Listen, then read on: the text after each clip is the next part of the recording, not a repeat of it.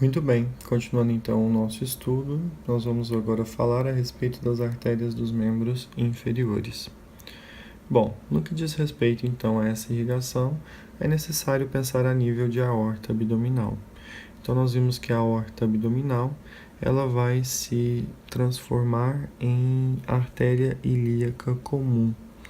Essa artéria ilíaca comum possui tanto a porção direita como a porção esquerda. Então aqui nós temos um esquema que vai falar a respeito dessa porção direita. E aí nós vamos ter o quê? Que essa artéria ilíaca comum, que a gente lembra que ela fazia aqui como um exemplo da aorta abdominal, e aqui ela fazia dessa forma aqui, é como se eu estivesse falando dessa porção que eu circulo.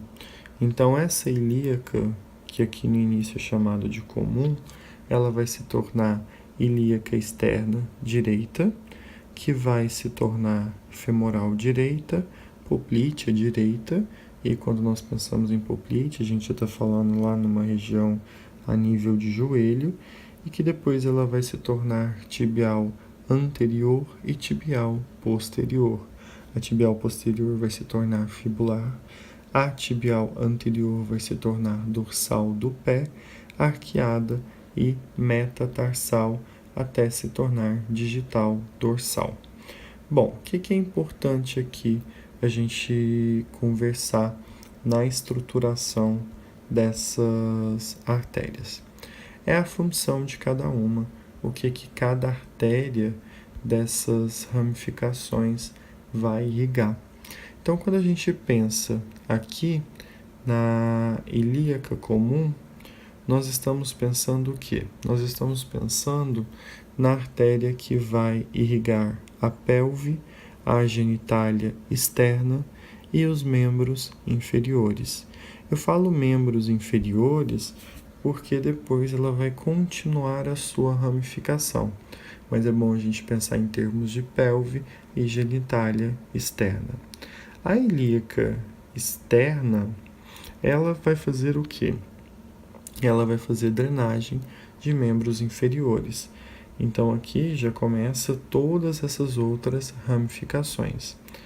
E enquanto aqui nessa outra porção eu tenho a ilíaca interna, eu estou pensando o quê? Eu estou pensando na irrigação de pelve, nádegas, genitália externa e coxa. Bom, então vamos continuar aqui com o nosso esquema. Bom, quando eu penso em artéria femoral, o que a artéria femoral ela vai realizar? Ela vai fazer a irrigação da virilha e do músculo da coxa.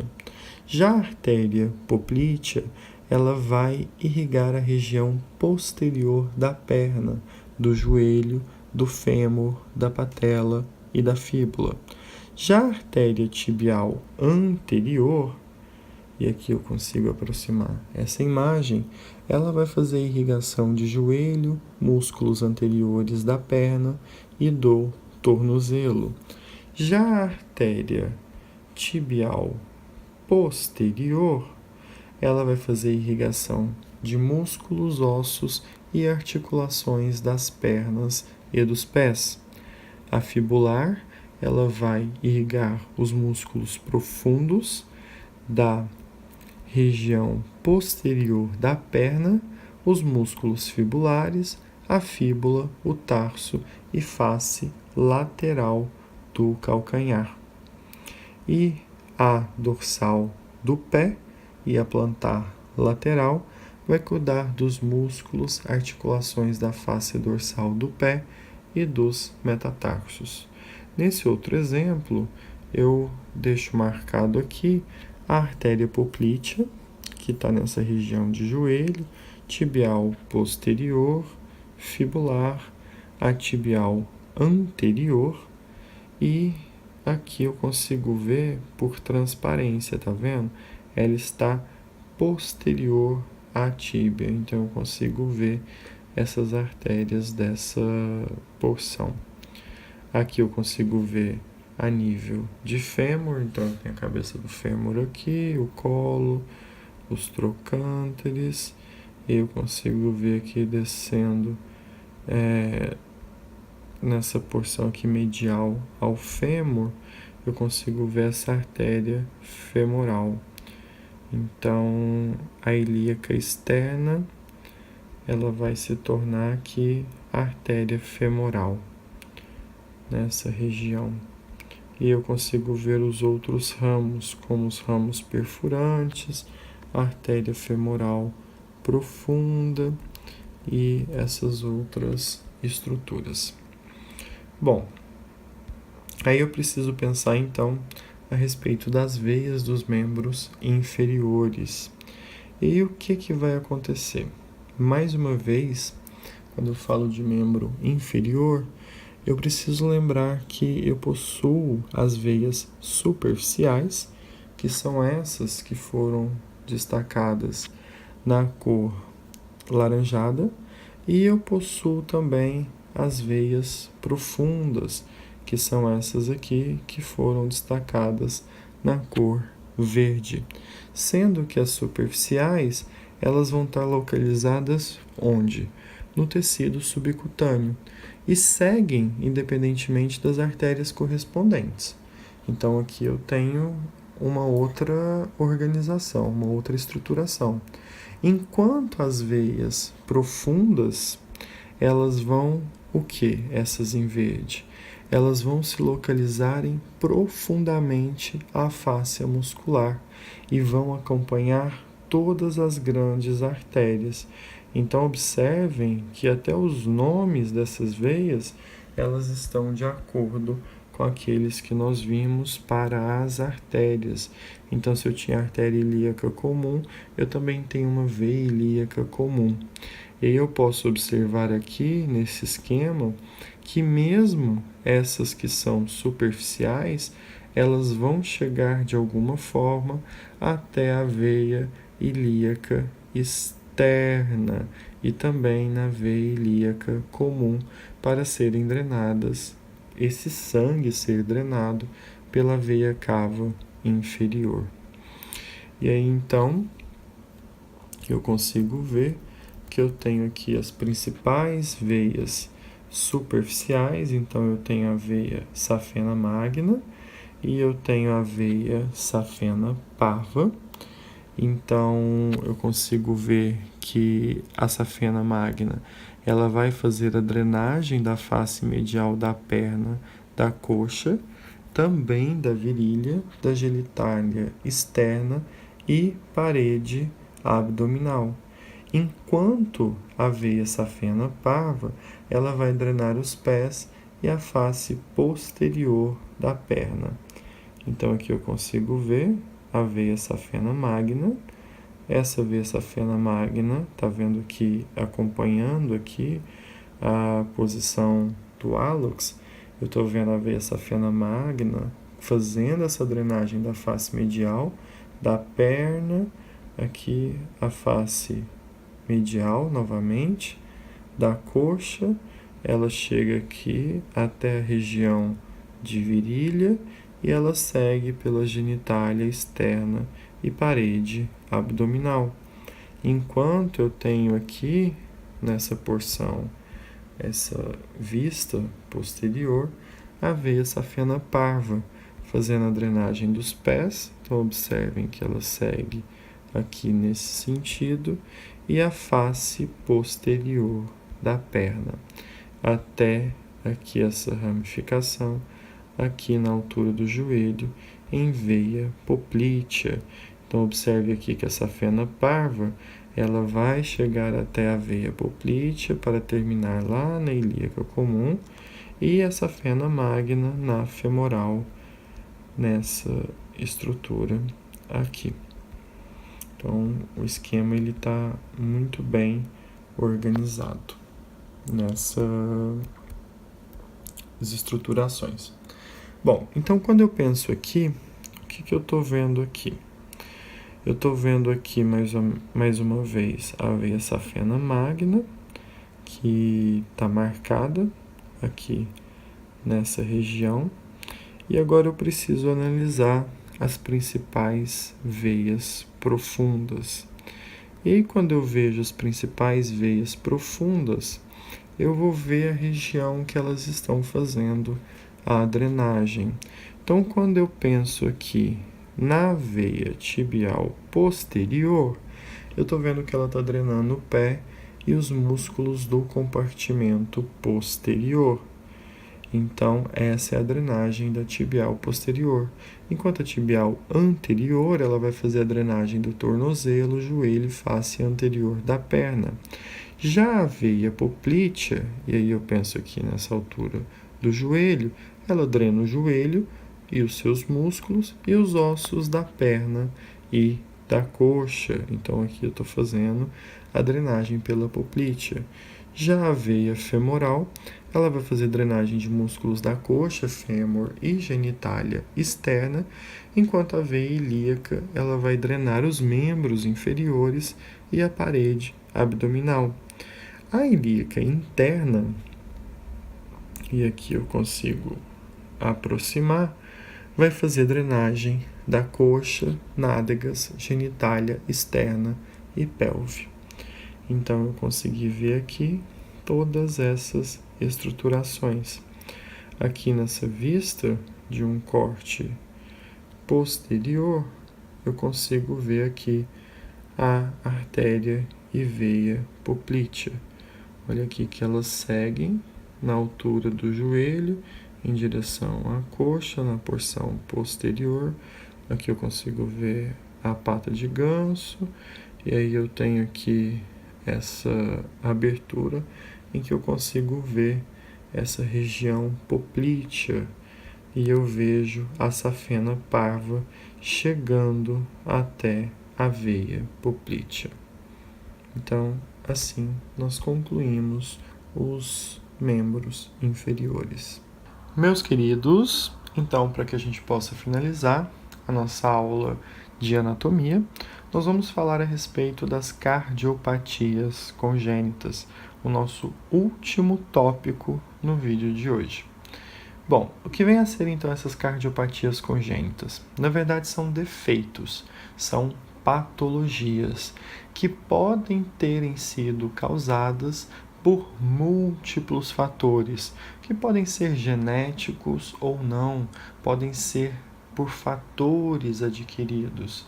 E essas cardiopatias, essas condições ou os fatores genéticos, eles podem estar correlacionados entre si ou também não. Mas o mais importante é que essas enfermidades, elas são as principais causadoras da morbidade neonatal. Porque o que nós percebemos é que a maioria dessas patologias, elas são bem toleradas durante a vida intrauterina do feto, quando este ainda está em contato com a circulação materna.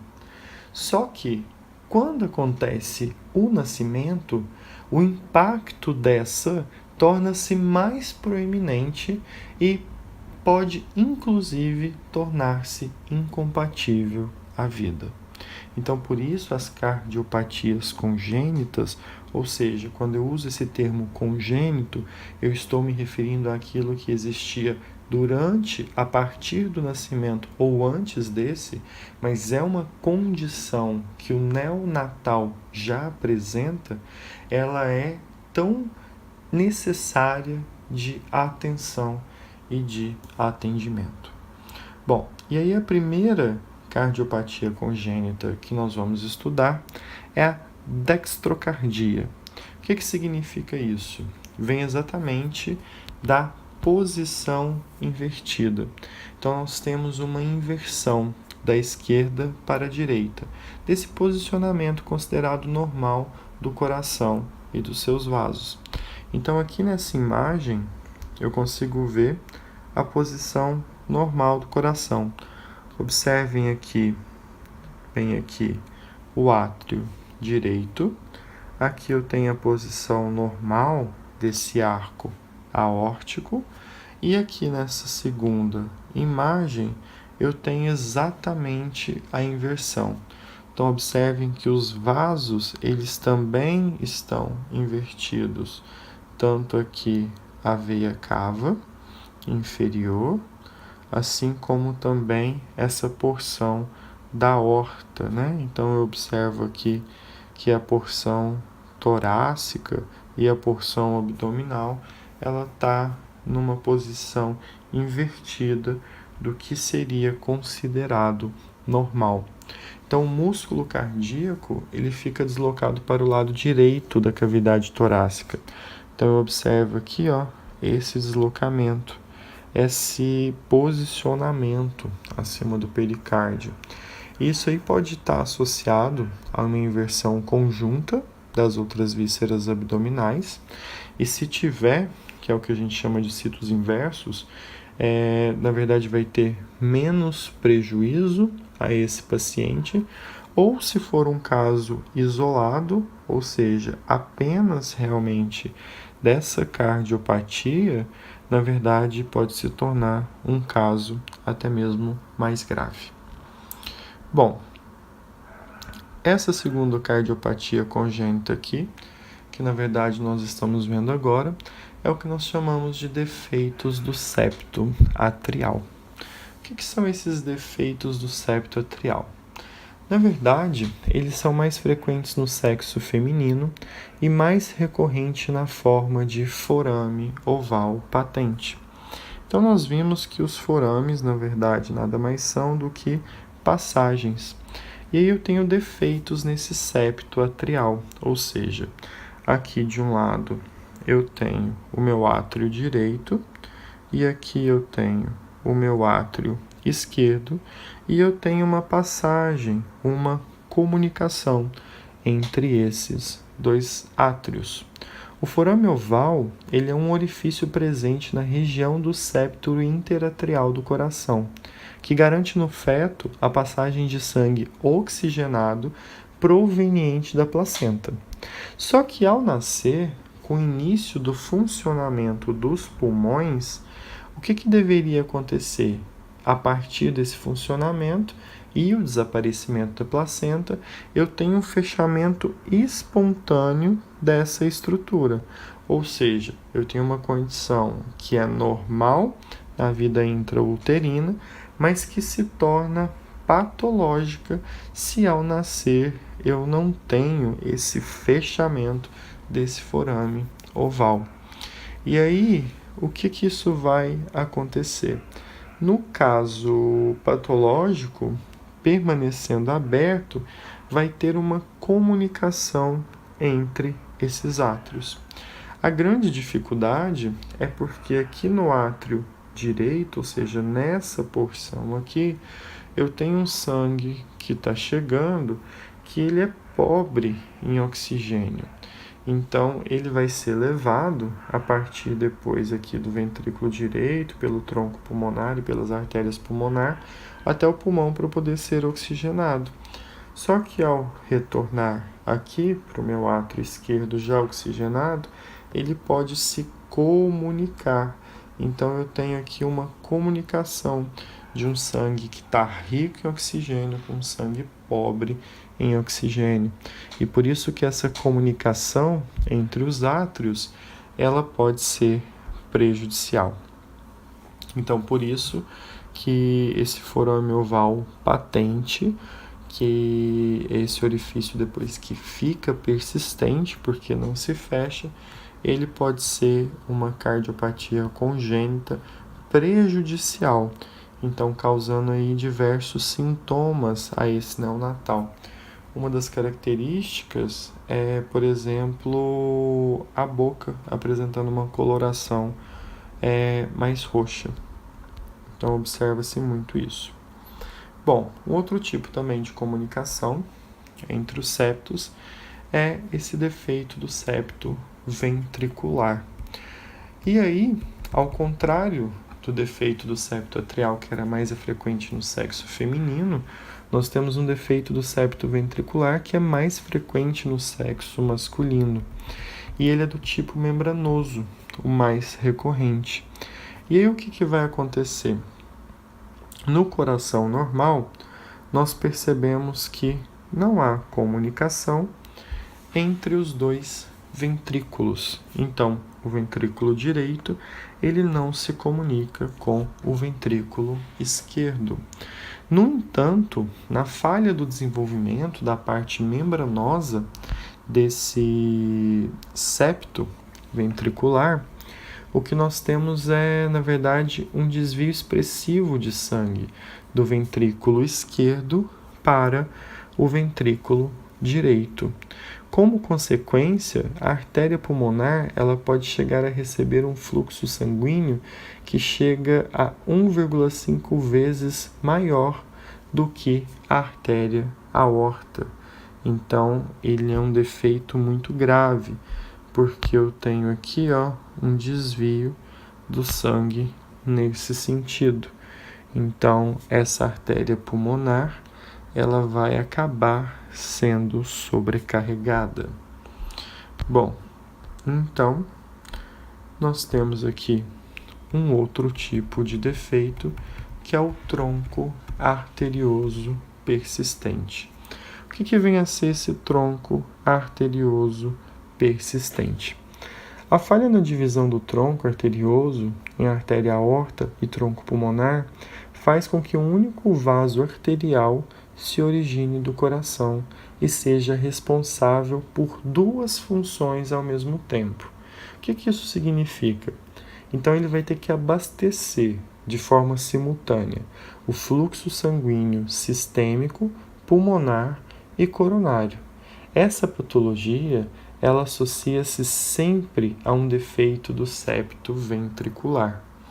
Então, se a gente observar aqui, nessa região, vejamos aqui, eu tenho o quê? Um defeito do septo ventricular, que deveria continuar aqui, em um coração normal, e então eu não teria essa comunicação entre a aorta e a artéria pulmonar.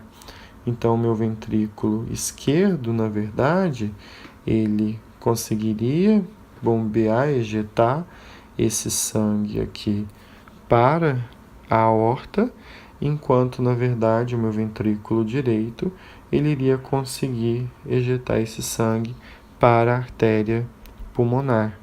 Então, o que nós observamos aqui nessa estrutura é que eu não tenho esse fechamento aqui nessa região. E que por conta desse defeito, ou seja, associado então a esse DSV, esse defeito de septo ventricular, eu tenho um tronco arterioso persistente, ou seja, uma falha na divisão desse tronco arterioso, que deveria se dividir normalmente entre a aorta e artéria pulmonar. Bom, um outro tipo de cardiopatia congênita é o que nós chamamos de transposição de grandes artérias. Bom, o que vem a ser então essa transposição de grandes artérias? O que nós podemos chamar dessa transposição? É a causa mais comum de doença cardíaca cianótica em neonatos. O que significa isso, cianótico? Significa aquela cor azulada, aquela cor arroxeada.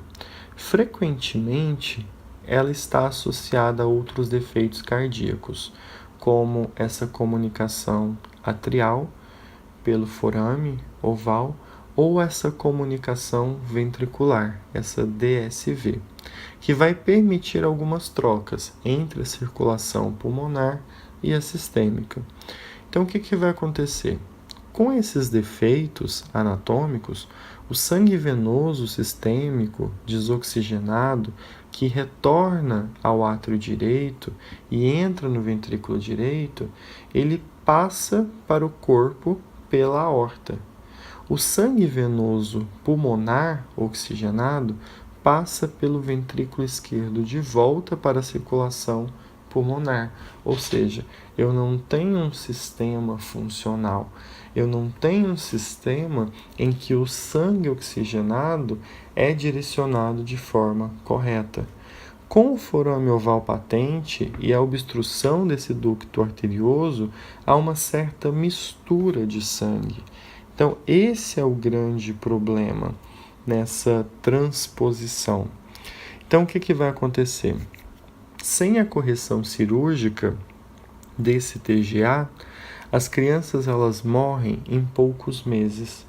A hipótese mais aceita atualmente para explicar esse TGA é a do crescimento conal.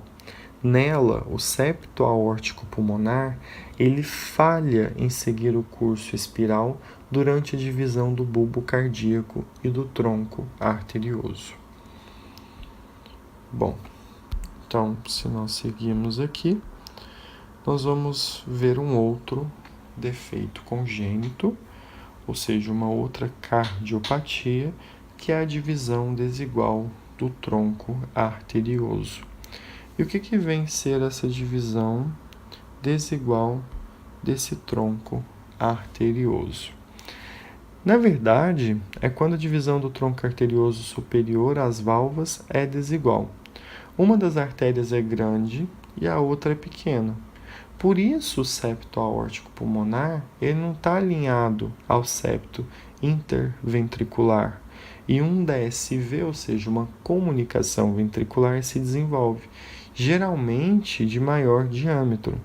Na estenose de válvula pulmonar, as cúspides da válvula pulmonar elas são fusionadas para poder formar o quê? Uma cúpula com uma estreita abertura central.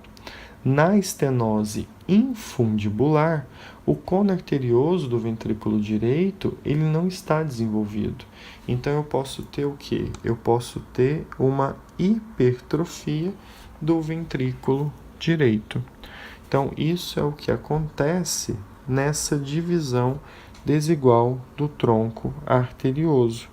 Então eu consigo ver aqui o tronco arterioso persistente e esse defeito de septo do ventrículo. Então, olha aqui para vocês verem, eu tenho uma comunicação entre os ventrículos. E aí eu acabo tendo aqui um ventrículo direito muito grande. Então, eu tenho aqui essa diferença que não deveria, na verdade, existir. Bom, e aí eu vou falar então agora a respeito da tetralogia de Fallope. O que vem a ser essa tetralogia de Fallope? Tetra vem de 4, ou seja, eu tenho um grupo de 4 defeitos cardíacos. E aí, o que vai caracterizar então essa tetralogia de Fallope é, na verdade, estenose da artéria pulmonar. Então, nós pegamos aqui a artéria pulmonar.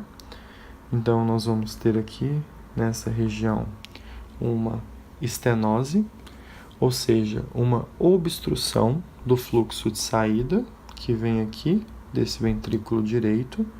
Então, aqui eu tenho meu VD, e aí aqui nesse meu ventrículo direito, eu tenho essa estenose aqui, de artéria pulmonar, ou seja, um defeito nessa válvula.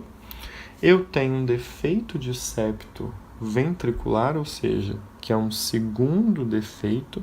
Então, se vocês observarem aqui, nesse VD, quando a gente observa, veja muito bem aqui, ó, eu vejo aqui, em amarelo, que eu não tenho esse fechamento aqui do septo interventricular, ou seja, eu tenho uma abertura.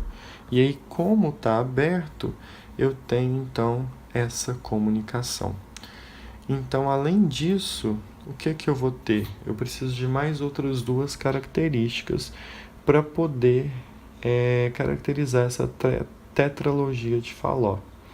E aí, nessa tetralogia, eu tenho um terceiro que é a dextraposição da aorta. Então, eu tenho uma substituição ou uma sobreposição. E além disso, eu vou ter o quê? Uma hipertrofia ventricular direita. Então, observe aqui essa parede, esse músculo cardíaco do meu ventrículo direito, que na verdade ele está o que? Hipertrofiado. Bom, o que nós temos aqui agora? Continuando então as cardiopatias congênitas, na verdade aqui nós vamos ter uma estenose e atresia aórtica. Então nós vamos falar agora a respeito dessa característica que é caracterizada o quê? Na estenose da válvula aórtica, o que nós temos é que as margens da válvula elas geralmente estão fusionadas para poder formar uma cúpula com uma abertura muito estreita. E esse defeito ele pode ser congênito ou ele pode se desenvolver após o nascimento. E aí, a consequência disso é que vai ocasionar uma sobrecarga no coração e vai resultar numa hipertrofia do ventrículo esquerdo e sopros cardíacos. Então, essa estenose e atresia aórtica, ela vai criar uma sobrecarga. Na estenose subaórtica, geralmente há uma faixa fibrosa inferior à válvula aórtica que resulta no estreitamento da aorta. A atresia aórtica, ela está presente quando a obstrução da aorta ou da válvula é completa. Então, observem que eu tenho o quê? Eu tenho uma válvula que é disfuncional. E aí, o que vai acontecer é que eu vou ter essa sobrecarga. Bom, uma outra cardiopatia, que pode ser congênita, é a síndrome do coração esquerdo hipoplásico. O que significa? O ventrículo esquerdo, nessa circunstância, ele é pequeno e não é funcional. E o ventrículo direito mantém ambas as circulações, a pulmonar e a sistêmica. Aí o sangue, ele passa ou de uma comunicação, um DSA, ou de um forame oval dilatado do lado esquerdo para o lado direito do coração. E vai fazer com que esse sangue ele se misture, ou seja, eu tenho um sangue venoso misturado com um sangue sistêmico. E aí vai ter uma atresia do orifício aórtico ou mitral e hipoplasia da aorta ascendente. E aí as crianças com esse defeito, elas geralmente morrem nas primeiras semanas, ou seja, é uma síndrome muito grave. Então, nessas imagens aqui, eu consigo analisar as características dessa síndrome. Bom, o que é a coarctação da aorta? A coarctação da aorta, ela é a constricção que ocorre em 10% das crianças com DCCS. Então, o que a gente vai ter aqui? É uma constricção na aorta de comprimento variável. A maioria ocorre distal à origem da artéria subclávia esquerda, na entrada do ducto arterioso. As coarctações, elas podem ser pré- ou pós-ductais. Só que, na verdade, em 90% dos casos, a constricção é na altura do ducto arterioso, ocorrendo 2 vezes mais em homens do que em mulheres, e sendo em 70% dos casos associadas à válvula aórtica mitral. Então, a gente vê que é um defeito congênito também muito sério. Bom, então nós chegamos ao final de mais uma videoaula de anatomia e nós agradecemos muito a atenção de cada um de vocês e esperamos que todo o conhecimento aqui reunido nesse nosso vídeo possa ser aproveitado para uma ótima formação e durante toda a nossa vida acadêmica profissional.